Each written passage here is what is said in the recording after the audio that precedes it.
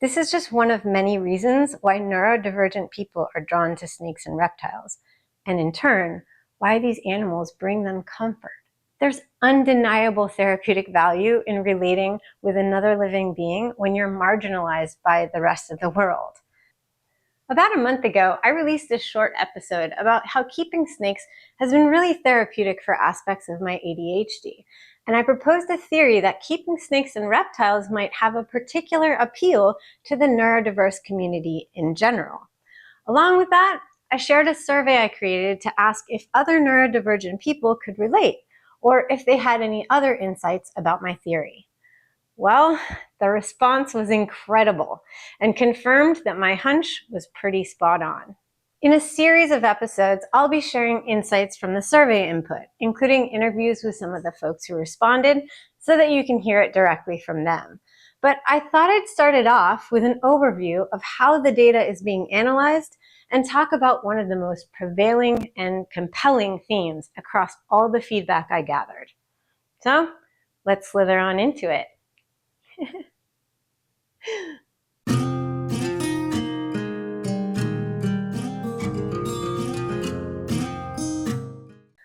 As it turns out, I am definitely not alone in recognizing that interacting with and caring for snakes has noticeable benefits to people with neurodivergent brains. Now, I shared the survey because I wanted to hear not just from other ADHDers, but also from people with different conditions from mine, in order to examine any similarities or variations. Neurodiversity contains a vast spectrum of conditions, ranging from ADHD and autism to synesthesia, dyspraxia, OCD, and many others. And quite often, people have more than one of those if they have any. Although many of these conditions include the word disorder in their name, an increasing number of psychologists, psychotherapists, neurologists, and neurodivergent people themselves are promoting the idea that despite these conditions describing people with atypical brains, being atypical does not necessarily equal being disadvantaged. On the contrary, neurodivergent brains have some pretty amazing abilities that could be looked at as superpowers. Before we get deeper into that and how it relates to reptile keeping and snake therapy, though, I wanted to explain how I'm analyzing the data I've received. You can take a look at the survey for yourself to see what I asked. The link is in the description below. But today, we'll look at how I'm using that information to gain insight. I'm a database systems designer and consultant by profession, so I use the platform I'm most proficient in, called Airtable, to build the database that would house the survey answers. When the form is submitted, a record is created in that database with the person's responses, and from there, I can look at the relationships between the records and quantify the input. So if you look at the survey, you'll notice there are 3 types of fields to receive information: checkboxes, drop-down options, and free-form text fields. The checkboxes and drop-downs are the easiest to analyze. I can quickly compute the answers to show me numbers and percentages. For example, I ask people to check boxes related to their condition, so I can instantly tell you that the most common conditions were anxiety disorder at 67%, ADHD at 63%, and 51% said they were on the autism spectrum. They could check any or all of the boxes, and many of them checked more than one. I also had a checkbox for other, and if they chose that, they could write in a text field to let me know what that other might be. 35% of people checked the other box, and since a significant amount of people used that field to note depressive disorder, or they referenced depression in other places in the survey, I tallied that into a new checkbox field, allowing me to see that 36% said that they had some form of depression. Drop-down menus allowed me to get ranges of data for comparison. For example, I used a drop-down menu to ask people's gender identity, to explore any connection between that and neurodiversity and reptile keeping, and also to ensure that once I started interviewing people, I could be inclusive with who I talked to. I also used a drop-down menu for age ranges, and this allowed me to group the age ranges by gender identity to get a clearer picture of who was contributing to the study. The free-form answers, though, were something I wasn't sure how I'd deal with when I made this thing. I mean, people could say anything they wanted. So how would I analyze that? Well, first I went through all the text answers and started highlighting things here or there that I just found interesting. At first, it was just to see whom I might want to follow up with for a chat. But the more I did that, the more I started seeing common themes. The wording may have differed slightly, but I realized I could summarize those themes. So I created a new table of those and then linked those themes to anyone who said them, allowing me to count how many times the theme appeared across all of the responses. Now keep in mind that every part of this survey was optional. They could say any or all of those themes. And there were plenty of people who said very little or nothing at all in the text fields. But those who did gave me a lot to work with. In the end, I noted 30 different recurring themes. Today, though, we'll focus on one of the most common themes that people said drew them to keeping reptiles: solidarity in otherness. Being neurodivergent means your brain works differently than typical brains, and predominantly being different to what's seen as normal leads to discrimination and stigma from society at large, especially when you're labeled with a condition that has the word disorder in its name. I recently listened to an amazing series of lectures called Neurodiversity and the Myth of Normal by Doctors Kyler Shumway and Daniel Wendler. And not only did it help me personally and actually kind of inspire this whole project, it really hit home the importance of redefining or doing away with the idea of anything being normal at all. Regardless, those of us with neurodivergent brains know we're different.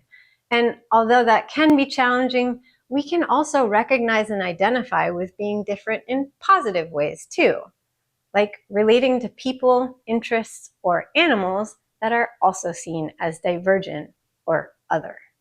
Now, not everyone wrote in the text fields, so it's very possible this number is less than what it should be, but this recurring theme was said by almost 60% of those that did: that neurodivergent people are drawn to keeping snakes and reptiles because those animals are also seen as different or carry their own set of stigmas prescribed to them by mainstream society.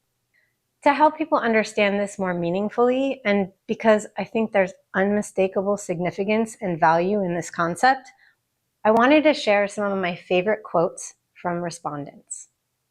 We find something identifiable in the way these animals are seen as pests or undesirable. Growing up, neurodivergent people often hear how our traits are unappealing, and we usually have a hard time connecting with others for that reason. However, being drawn to animals that you see aspects of yourself in feels comforting. I think that sense of community makes you feel seen and understood. It makes us feel, for lack of better words, normal. We see our reclusive selves in animals that some people find hard to love. But to know these animals just shows there's always someone to love the oddball. They might be strange to neurotypical folk, but we are more open to and experienced in all things different. This special skill is the key to a whole other level of interaction with them. We make their personalities shine, and we respect them. For all that, we are then rewarded. I think it is safe to say that we know reptiles in a way neurotypical folk will typically not. I believe there is a deep level of connection seeing ourselves in something that's beautiful and incredible, but misunderstood by the neurotypical world. Neurodivergent people in general have a tendency to like things that other people don't, or are even afraid of. We also tend to relate to inanimate objects or non-human creatures more than we do other humans. Reptiles, especially snakes, are kind of the outcasts of the animal world. They are misunderstood, seen as weird and scary, and so are we. I feel like we have a tendency to find beauty in something that's considered unconventional, since a lot of us are also thought of as unconventional. I'm very interested in animal behavior. Most of the time, it feels much easier to understand than human behavior. The outcasts call to the outcasts, if you will. This is just one of many reasons why neurodivergent people are drawn to snakes and reptiles, and in turn, why these animals bring them comfort. There's undeniable therapeutic value in relating with another living being when you're marginalized by the rest of the world. That sense of kinship creates a very unique bond, encouraging you to reciprocate love and care. It's also one of many reasons why I've started to think that neurodivergent people might actually make better caretakers for these animals. That special bond not only offers comfort and eases a sense of isolation, but it also increases empathy. The mission of this channel is to do just that. And another part of the mission is to learn about snakes while learning about ourselves, which is why the last quote really stuck with me. To quote a character from one of my favorite books, like knows like best.